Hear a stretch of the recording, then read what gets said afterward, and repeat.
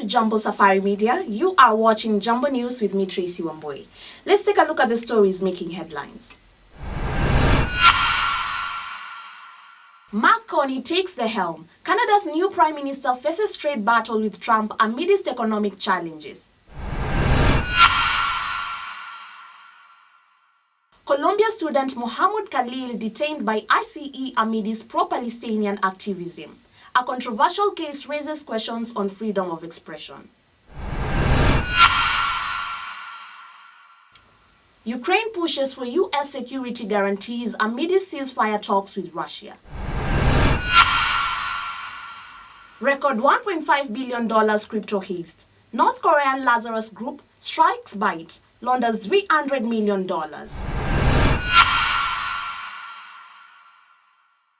India faces economic crisis as early heat waves devastate agriculture and industry. Far-right candidate Călin Georgescu banned from Romanian election sparks violent protests. A former banker who's never held a political office before just became the leader of Canada. Sounds like the start of a crazy adventure, right? Well, that's exactly what's happening. Mark Carney, a man who spent his life managing banks, is now taking on one of the biggest offices in the country, running Canada. And what's more, he's already taking on US President Donald Trump in a trade battle. Mark Carney has just been chosen as Canada's new Prime Minister after winning the Liberal Party leadership race with an overwhelming 85.9% of the vote.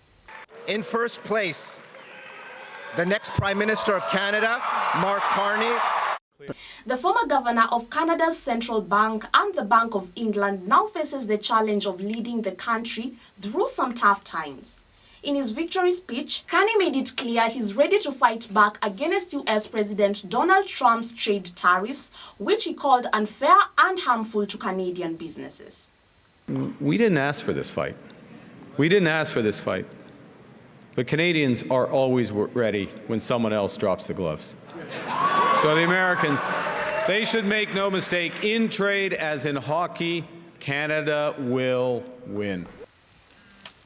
Carney's main focus will be to secure Canada's economy, which relies heavily on trade with the United States. He has promised to stand firm on tariffs and push for major projects in energy, housing, and clean energy. At the same time, he plans to reduce the size of the federal government and break down trade barriers within Canada, including his involvement in moving a company's headquarters from Toronto to New York, which could become a political challenge. Right now, all Canadians are being asked to serve in their own ways. We're all being called to stand up for each other and for the Canadian way of life. So there you have it. Mark Carney's big task ahead is balancing tough trade wars, national unity, and the promise of change. It's a lot to manage, especially with such a big spotlight on him. The question is, can a man with no political background really handle it all? Only time will tell.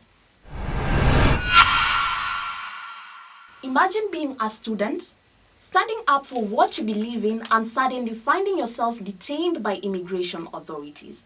That's exactly what happened to Mohamed Khalil, a student at Columbia University known for his leadership role in pro-Palestinian protests last year. Khalil has been taken into custody by US Immigration and Customs Enforcement. But why? And what happens next? Here are the details. Mahmoud Khalil, a Palestinian refugee and graduate student at Columbia University, was detained by ICE on Saturday. Khalil had been a key figure in last year's pro-Palestinian protests on campus. His lawyer says his green card, not his student visa, was the issue, and that Khalil is married to a US citizen. ICE claimed his visa was revoked, but Khalil's location is currently unclear after his transfer from a New Jersey facility. So, what does this all mean for Mohamed Khalil, for Colombia, and for the wider political climate on US campuses? While some may see this as necessary action, others view it as a violation of rights. One thing is clear: this case is sparking a debate on freedom of expression and government control. The detainment comes after President Trump's executive order targeting supporters of Hamas, warning of deportation for those involved in pro-jihadist protest. Columbia University has also been under scrutiny, with the US government revoking $400 million in funding, accusing the university of not doing enough to prevent anti-Semitism on campus. So, what does this all mean for Mohammed Khalil, for Columbia, and for the wider political climate on US campuses? Well, some may see this as a necessary action, others view it as a violation of rights. One thing is clear: this case is sparking a debate on freedom of expression and government control. After nearly 2 years of war, Ukraine and Russia are finally talking about a ceasefire. But there's a catch. Ukraine wants security guarantees from the US before agreeing to peace. The US, however, is pushing for a quick agreement without those promises. So, what's happening behind the scenes, and how will this affect the future of the conflict? Additionally, Ukraine is offering the US access to its rare earth minerals in exchange for security guarantees, further complicating the negotiations. While there's hope for peace, the road ahead remains uncertain. The US and Ukraine are under pressure to find common ground, but for now, both sides are holding firm on their demands. Well, we'll be watching closely to see what happens next. The Lazarus Group hack on Bybit has sent shockwaves through the crypto community. The hackers altered a wallet address, tricking Bybit into sending 401,000 euro coins straight into their hands. The Lazarus Group's hack on Bybit has sent shockwaves through the crypto community. The hackers altered a wallet address, tricking Bybit into sending 401,000 Ethereum coins straight into their hands. Since then, the group has been tirelessly laundering the funds using sophisticated techniques to cover their tracks. Experts say North Korean cyber criminals are among the best in the world at moving stolen crypto into cash.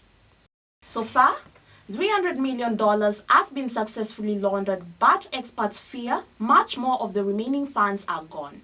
About 20% of the stolen money is now dark and nearly impossible to recover. Bybit has promised to return the funds to customers, replenishing the stolen coins with investor loans, while launching a bounty program to track down the criminals. Despite efforts to freeze the stolen coins, the hackers are working around the clock to evade capture. And some crypto companies like Edge have been accused of not doing enough to stop the criminals from cashing out the stolen funds. While the FBI and other authorities continue to track the stolen money, the chances of recovering all the funds are slim.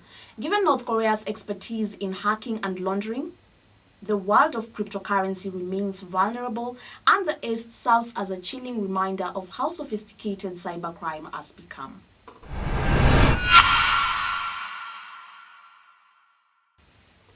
A dramatic turn of events has unfolded in Romania as far-right presidential hopeful claim George Cu has been banned from the May rerun of presidential elections. The decision has sparked violent protests, clashes with the police, and accusations of a blow to democracy. Let's break down what's happening and why it's shaking the political landscape. Călin George Cu, an independent candidate, had made shockwaves in Romania's presidential race, coming first in the November election's first round.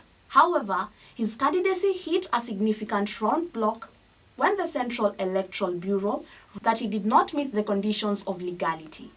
This follows a ruling from Romania's Constitutional Court, which annulled last year's votes after it was revealed that Russia-backed TikTok accounts were promoting his campaign. George Cu has called the ruling a direct blow to democracy, vowing to appeal within 24 hours. The controversy intensified when clashes broke out between his supporters and police in Bucharest. Tear gas was fired and cars were overturned as violence erupted outside the BEC's office, leading to several detentions. George Cu, who was arrested on February on charges of attempting to overthrow Romania's constitutional order and being linked to a neo-fascist group, denies all accusations. Despite the setbacks, his promise to restore Romania's sovereignty by distancing from NATO and the EU earned him significant support, even drawing attention from the US figures, including Vice President J.D. Vance. However, his rhetoric, including the pledge to end support for Ukraine if elected, has fueled concerns, and now, with the new ruling, his future in the race is uncertain. As protests continue and political tensions rise, the question remains, will Judge Ku's appeal be successful, or will the ruling stand, potentially altering Romania's political landscape ahead of the May rerun?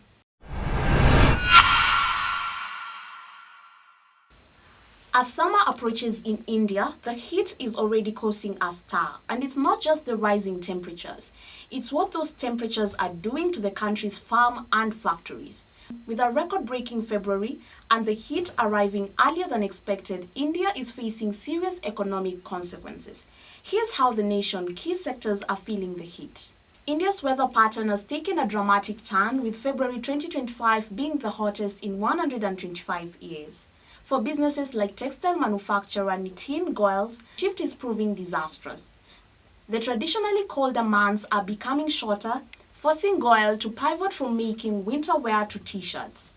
His sales have halved in recent years, and with the changing climate, things are getting worse. Across India, farmers and business owners are grappling with the early onset of heat. In Maharashtra, for instance, Alfonso mango crops have been hit hard, with yields down by 70%. The heat is also threatening wheat, chickpeas, and other key staples, putting additional strain on the country that relies heavily on agriculture. Meanwhile, water scarcity is becoming a real concern. India's vulnerability to climate change is clear, and experts say that without quick action to address the worsening heat waves, the country faces not only environmental damages but severe economic setbacks. As the summer intensifies, it's clear that India must adapt quickly or risk long-term instability. Thank you for tuning in to Jumbo Safari Media. This was Jumbo News. We're thanking those who have subscribed, and those who haven't, please remember to subscribe, like, and share.